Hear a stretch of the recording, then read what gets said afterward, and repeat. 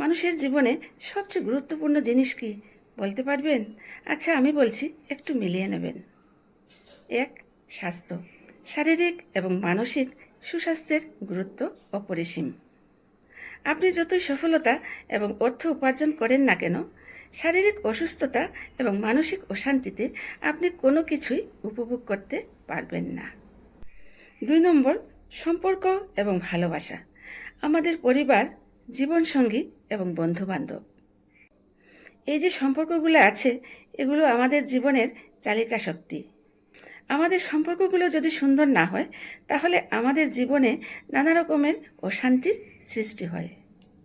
আর এই অশান্তির কারণে আমরা জীবনকে সুন্দরভাবে উপভোগ করতে পারি না। তাই এই সম্পর্কগুলো আমাদের জীবনের অনেক গুরুত্বপূর্ণ অংশ। 3 নম্বর, উদ্দেশ্য এবং লক্ষ্য।